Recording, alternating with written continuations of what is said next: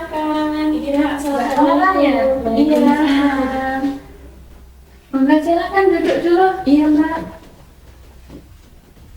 Nanti ini diminum ya. Iya. Mbak Rara, nggak usah Makasih, marah-marah. Mbak. Maaf ngerepotin. Mbak, biasa aja di sini. Mbak Rara dari mana? Dari rumah. Dari rumah. Rumahnya mana aslinya? Dari Wetan, berapa? Oh, Gerabak. Oh, berarti ada 20 menitan ya dari sini. Iya, lumayan jauh. Pakai motor atau apa gitu? Iya, pakai motor.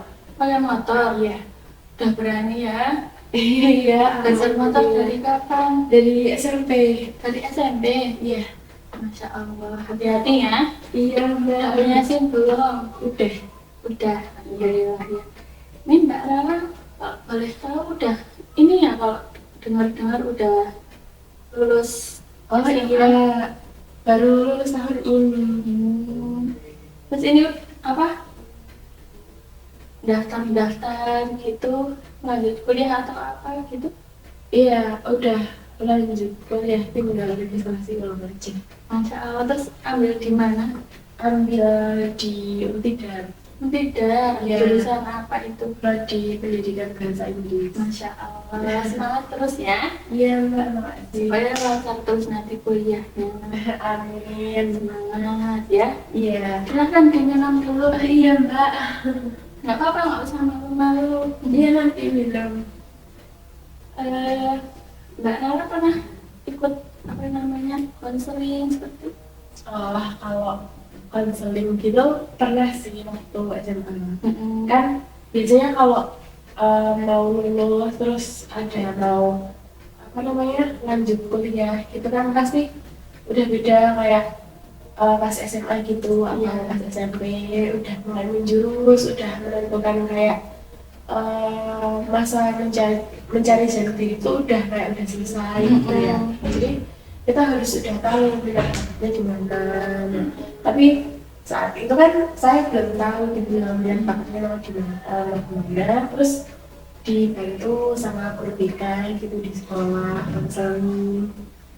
Jadi guru BK-nya di sana aktif banget ya, maksudnya Iya, lancar sekali. iya aktif soalnya dengan semua siswa eligible maupun yang enggak itu satu per anak tuh pasti ditanyain mau lanjut di mana, mau di apa. Jadi itu bisa memastikan anak-anaknya itu udah tahu arah gitu loh. Bisa terbantu gitu ya. Iya, alhamdulillah sangat membantu sekali. Baik, Mbak Rana, kira-kira jauh-jauh dari berangkat terus ke sini, kira-kira kenapa Mbak Rana? Masih bingungnya dari mana? Mau ceritanya bingung. Iya. Ya. Ini Mbak Rana, sebelumnya saya mau menjelaskan tentang asas-asas dari konseling itu sendiri. Iya. Asas konseling itu ada keterbukaan, ya, ada sukarelaan, dan yang terakhir, dan ada juga asas kerahasiaan. Tahu kan? Iya tahu. Karena dulu pernah konseling juga ya. Iya. Nah, jadi Mbak Rana di sini tuh kalau apa ya, santai aja, nggak apa-apa, cerita apa permasalahan yang dialami Mbak Rana sekarang, ingin mencari jalan keluar, tinggal diceritakan saja gitu ya. Dan insya Allah hanya kita berdua saja yang saya sebagai konselor nanti nggak akan membicarakannya kemana-mana. Iya. Gimana Mbak Rana? Sebenarnya gimana ya? Dingin aja nggak apa-apa. Iya Ya. nggak apa-apa. Agak apa? Enak juga. Iya. Jadi gimana ya? Lalu kan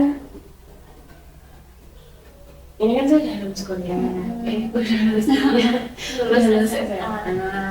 Ya, saya itu bingung mau sebenarnya tuh pengen apa namanya pengen cari akademik mau kayak gitu kan. Nah tapi masih kayak banyak pertimbangan gitu.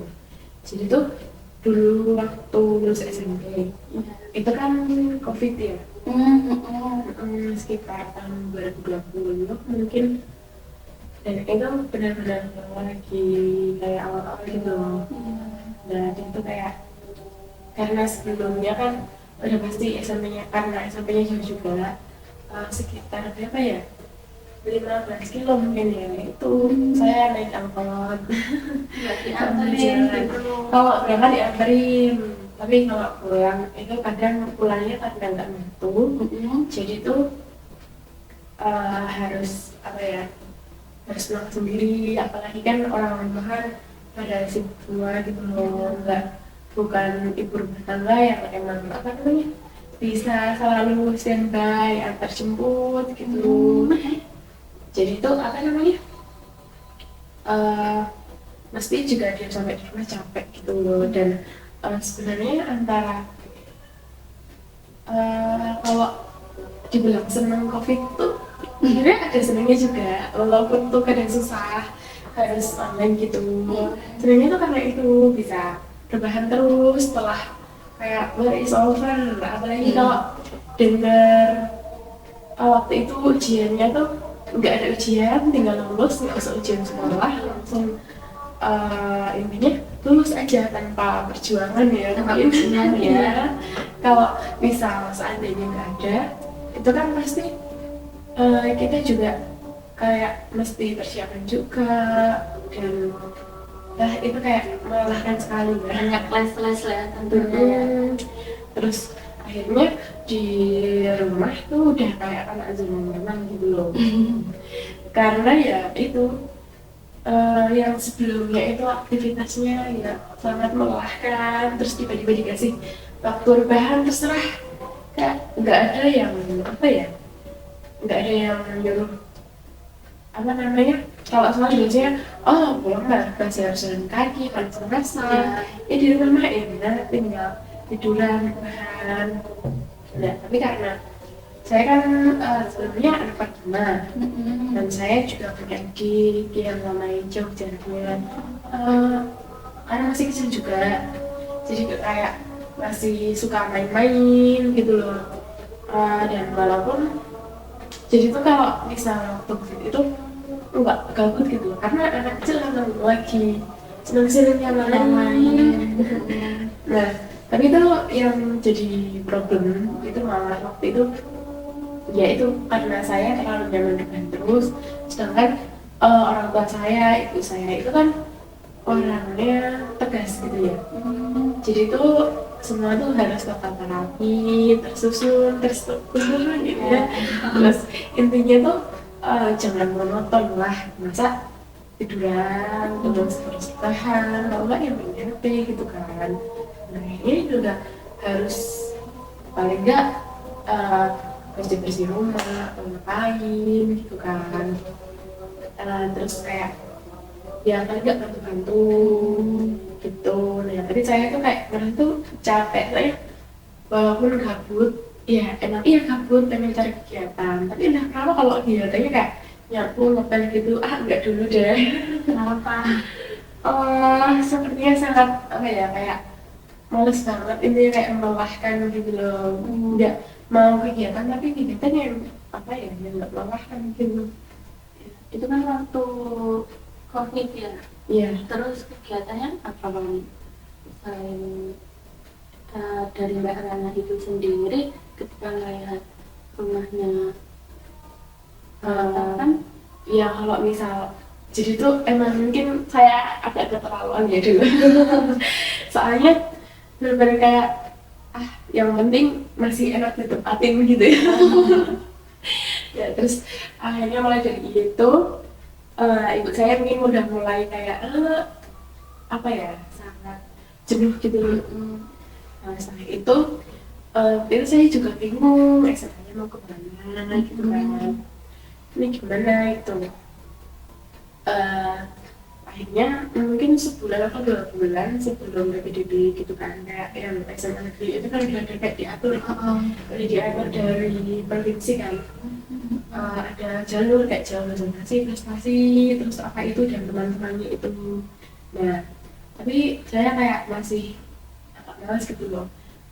Hmm, lingkungannya begini ya, kayak udah beda gitu. Bedanya kan Karena perubahan dari sistem pemerintahan itu. Terus saya juga bingung ini mau lanjut gimana ya yang baik gitu kira-kira enaknya gimana. Terus ibu saya mungkin karena emang punya inisiatif ya dengan apa keseharian saya yang memang seperti itu. Setelah itu uh, punya keinginan untuk memasukkan saya gitu loh di boarding. Terus SMA-nya akhirnya mutusin buat boarding ya karena saya udah jenuh di rumah karena sering disuruh-suruh ya mungkin. Nah terus apa namanya akhirnya saya oke lah nggak apa-apa boarding gitu walaupun saya tuh ekspektasinya tuh enak ini nanti pasti semuanya keteteran, pasti jadwalnya padat banget, pasti nggak enak, gak ada waktu istirahat santai-santai lama gitu kan. Akhirnya kemudian saya masuk terus udah tuh masuk boarding ya di boarding tuh kayak oh ternyata teman-temannya tuh kayak di sana banyak teman-temannya kayak oh ternyata di sini tuh teman-temannya lingkungannya baik, suka mendukung gitu loh. Kayak itu mempercepat adaptasi saya di asrama dengan lingkungan yang baik. Kemudian setelah itu uh, kayak gabung ke organisasi-organisasi gitu. Nah, jadi tuh apa namanya? Saya tuh bisa kayak lebih mengembangkan diri gitu di pondok itu. Iya, soalnya itu saya juga kayak mulai ikut organisasi aktif dan ternyata oh enak ya bisa belajar banyak hal yang ternyata tuh di kelas tuh nggak dipelajarin gitu. Kayak nanti kita belajar apa itu namanya manajemen apa manajemen waktu, manajemen gimana caranya kita kayak uh, apa ya mengelola tentang organisasi bagaimana kemudian di acara itu juga dengan ikut organisasi nggak apa ya nggak terlalu bosan di asrama soalnya nanti bisa kegiatan keluar bahkan lebih bebas dari di rumah soalnya di rumah itu ibu tuh sempat batasin soal apa namanya untuk keluar untuk keperluan organisasi. Jadi itu sebelumnya tuh emang nggak terlalu susah, tapi semenjak saya kan pernah kecelakaan. Saat mau ada kegiatan organisasi. Itu waktu masih SMA, waktu SMA atau SMP? Saat SMA, itu kan sebelum masuk boarding itu sempat udah ada kegiatan gitu. Nah, tapi itu justru malah kayak apa ya? Saya tuh malah kecelakaan waktu itu. Nah, itu setelah kejadian itu dari orang tua tuh agak membatasi untuk apa namanya pergi keluar gitu. Nah, terus semenjak di asrama itu karena perizinannya apa ya? Iya mungkin emang nggak mudah, tapi selagi kegiatannya jelas, ada surat, kemudian ada apa namanya dari penguas mengizinkan itu lebih mudah aksesnya bahkan nggak cuma di lingkup itu aja misal bisa keluar sampai keluar kota bisa mungkin sampai kegiatan menginap gitu itu mengizinkan nah kalau di rumah kan kalau jauh-jauh itu belum tentu diizinkan nah terus kayak di asrama tuh udah terlanjur nyaman banget dengan adanya hal itu terus juga kayak lingkungannya tuh kompetitif gitu loh.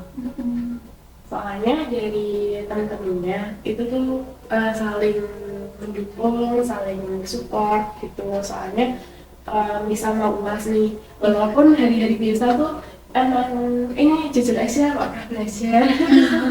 Mungkin ya belajar kalau ngerjain tugas aja, tapi justru kalau misalnya ngerjain tugas itu kita lebih cepat dari teman-teman yang lain karena kita masih bareng-bareng terus habis itu di hari itu tugas itu diberikan pasti kita langsung kerjain jadi kita bisa langsung nyantai-nyantai, nggak kayak di rumah numpuk-numpuk tugas sampai akhirnya sampai malam itu baru selesai, benar malam atau ada deadline gitu, kayak lebih teratur gitu ya. Terus biasa. iya, misal lagi mau ujian UAS gitu, nah teman-temannya itu kayak ngelihat teman-teman yang lain belajar tuh nggak mau ketinggalan, jadi kita harus selalu apa ya, misal punya belajar ya harus belajar, misal punya yang lain lagi apa ya yang sekiranya positif itu pasti kita kayak apa ya, kayak realistik itu. Iya, Kayak aku nggak mau kalah nih sama iya teman itu gitu ya. betul. Nah terus jadi kayak eh, lebih rajin daripada di rumah, iya lebih semangat untuk belajar malahan. Nah terus justru malah kayak prestasi akademik, non akademik itu tuh lebih ke asah juga karena emang dari pihak sekolah itu kayak benar-benar perhatiin anak-anak yang di asrama gitu loh, jadi kita kayak diikutin lomba-lomba gitu juga gitu. Nah terus habis itu buat prestasi yang kayak apa di kelas gitu, itu kita tuh benar-benar kayak apa ya, kita nggak tahu ternyata yang emang kita tuh belajar terus dari mungkin bangun pagi tahajud langsung belajar gitu ya. Terus habis itu kayak itu berbuah pas kita kelulusan, kayak ada rasa senang itu tersendiri gitu loh. Oh ternyata kita semua tuh kayak kita tuh apa ya, senang aja gitu bisa langsung, oh ternyata semua teman-temanku masuk eligible ternyata, dan kayaknya di 5 besar semua, benar satu ya, anak pondok itu kayak luar biasa ya teman-teman saya. Dan juga kalau misalnya ada teman-teman ya mungkin saya nggak akan bisa serajin itu, dan kayak nggak bisa sampai di prestasi-prestasi itu tuh nggak akan, mungkin nggak akan kesampaian. Terus setelah itu kan selesai, lulus kan, lulus dari apa namanya, iya lulus dari SMA itu udah kayak uh, menentukan arahnya masing-masing lah, udah masing-masing lulus dia kuliah di situ gitu kan. Terus saya ini masih kayak belum bisa move on mungkin ya istilahnya. Move on dari misalkan tuh Ya, move on dari kayak kenyamanannya dulu saat di asrama. jadi kayak kegiatan di asrama teman-temannya seperti itu ya. Jadi kayak dan kebetulan tuh kan saya kan itu ada teman satu prodi saya yang oh ternyata dia juga anak pondok, dia maksudnya tuh emang mau masuk pondok waktu kuliah gitu kan. Soalnya dia orang tuanya itu kan agak strict gitu kan. Ya mungkin sedikit itu. Terus karena dia di luar kota nggak dibolehin ngekos, akhirnya dia masuk pondok. Dan saya sempat sekilas nanya tentang pondok di mana, terus kayak peraturannya apa. Terus saya diberi itu apa namanya, kontak pengurusnya. Saya sempat nanya-nanya tentang kesehariannya gimana gitu.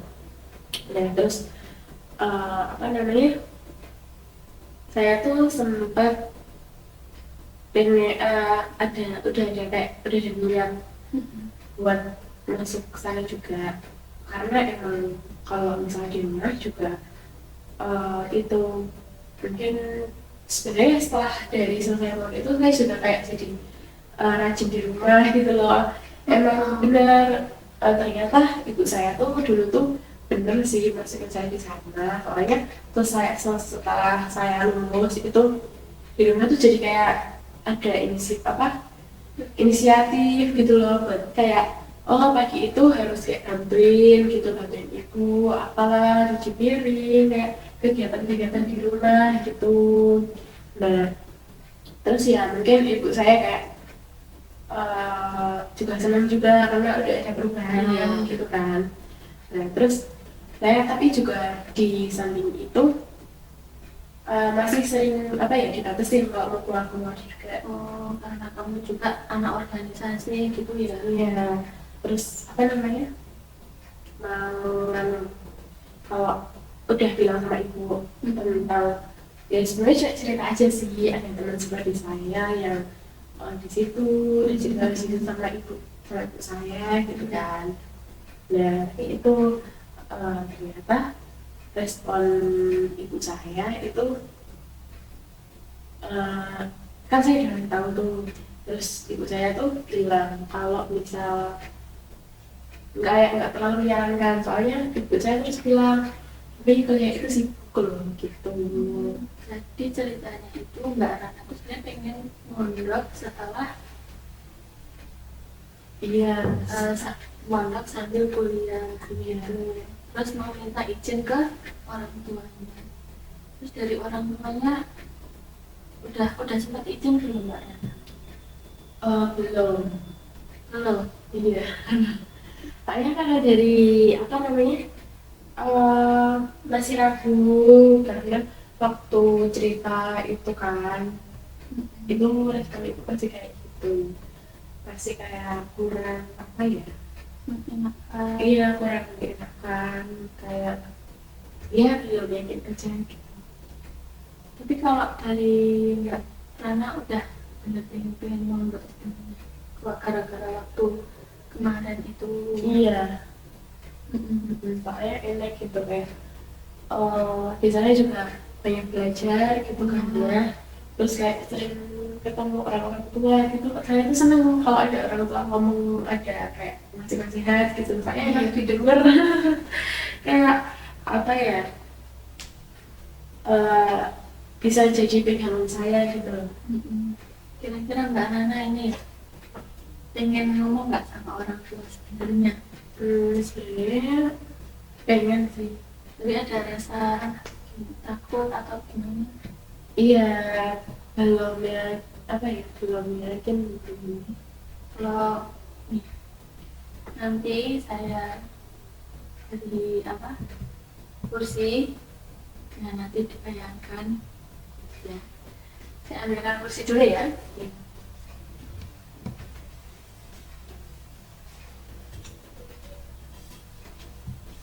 Nah, baik Mbak Rana, nanti silakan. Kan tadi Mbak Rana bilang pengen sebenarnya ngomong ke orang tua. Kalau Mbak Rana sebenarnya pengen mondok lagi gitu ya, ambil kuliah.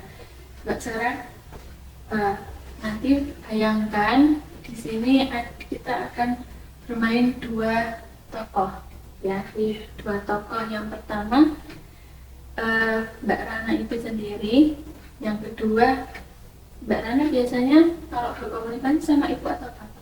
Sama ibu. Sama ibu. Iya. Silakan nanti Mbak Rana membayangkan di sini kalau sini ada ibunya Mbak Rana. Ya. Tapi sebelum kita mulai, silakan Mbak Rana minum dulu. Ya.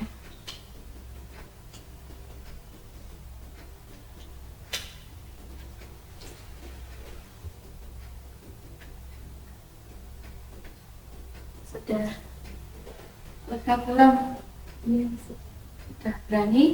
Sudah berani. Ya. Silakan duduknya dibuat senyaman mungkin. Ya. Setelah itu tutup, pejamkan mata, tarik nafas, keluarkan, ya, tarik nafas, keluarkan dari mulut, ya, biar pernafasan kita lancar gitu ya. Ya. Sekarang Mbak Rana bisa melihat di depannya Mbak Rana, ya. Bayangkan kalau di sini ada ibunya Mbak Rana. Ya. Silakan Mbak Rana mau bicara. Bu, semisal aku mau ngelanjutin lagi waktu kuliah, asrama lagi gimana? Mau itu? Iya. Ada lagi?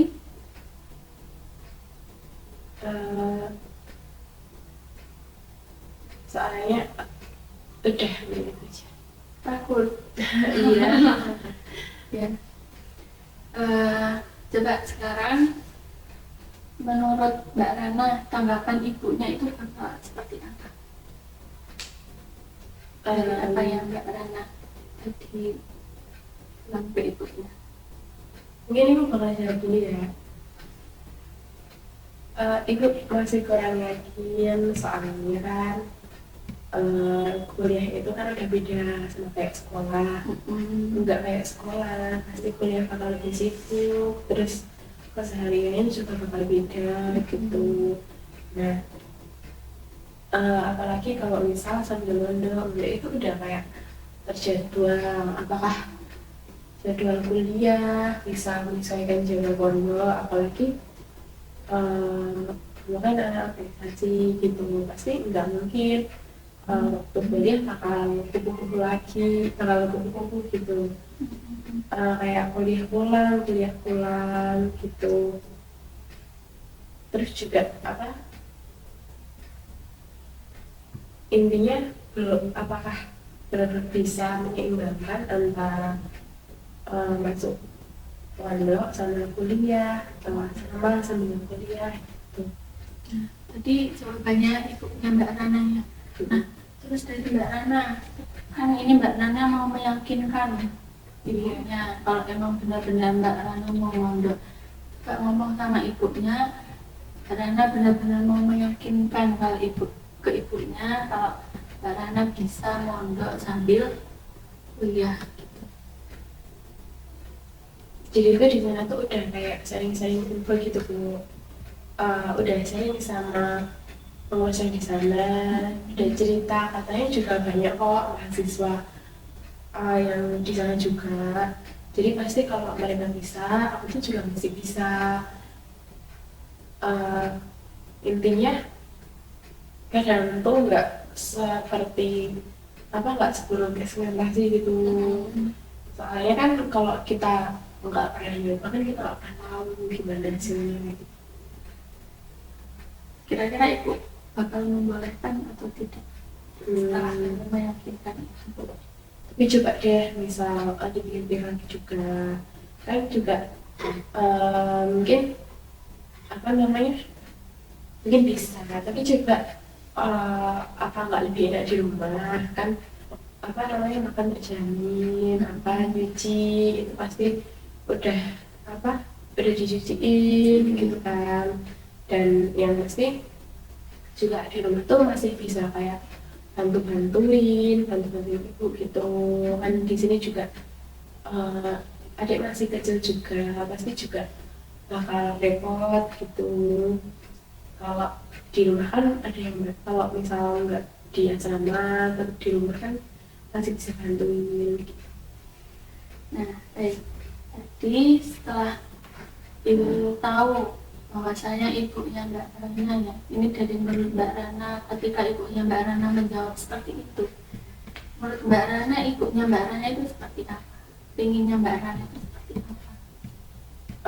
Mungkin karena saya udah apa namanya, udah di SMA kan udah sama 3 tahun gitu.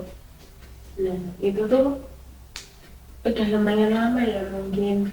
Dan tapi mungkin bagi ibu saya kayak udah cukup gitu kan, Masih kangen gitu ya, anaknya di sini. ya mungkin biar di rumah juga kayak ada temennya juga gitu kan. Kalau boleh tahu ibunya kerja apa? Di rumah kayak jualan sembako gitu. Iya, jadi biar ada yang bantuin di rumah gitu ya. Ada lagi kira-kira menurut Mbak Rana ibunya?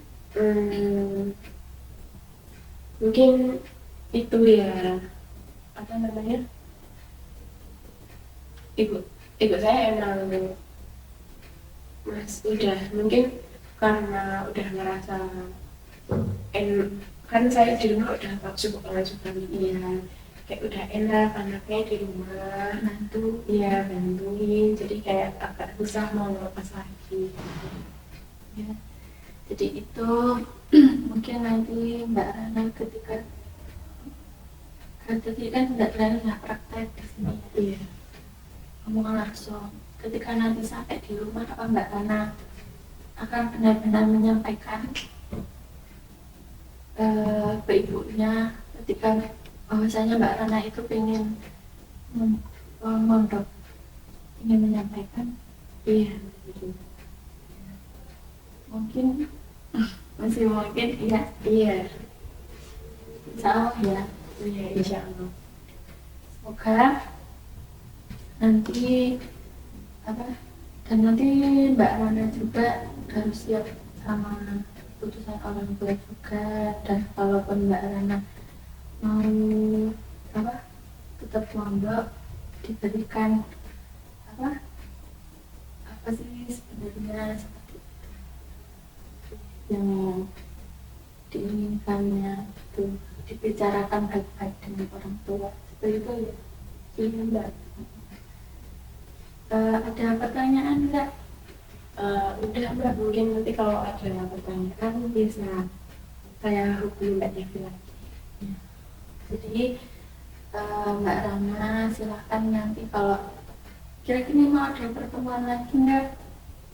Nanti kalau ada pertemuan lagi mungkin bisa saya hubungi Mbak Devi lagi. Ya, senang hati saya bisa nanti Mbak Rana kalau ada apa-apa lagi bisa hubungi saya, kita bertemu kembali ya. Iya, Mbak. Ya, gimana perasaannya setelah tadi kita melaksanakan konseling, Mbak Rana bercerita Kayak udah apa ya, seneng gitu Mbak Devi bisa dengerin, terus ngasih apa namanya, intinya bisa kayak oke gitu. alhamdulillah ya. Iya. Semoga Mbak Rana nanti kuliahnya lancar, Amin. sehat terus ya. Iya. Salam buat keluarga. Iya, Mbak. Nanti pulangnya hati-hati. Iya, Ya. Iya, siap. Makasih Mbak Dewi juga, semoga sehat selalu. Amin. Baik Mbak Rana, mari kita tutup Iya. konseling pada hari ini dengan membaca alhamdulillah. Alhamdulillah. Ya, hati-hati ya Mbak Rana. Iya, Mbak. Hati-hati nanti ya Iya. naik motornya. Iya.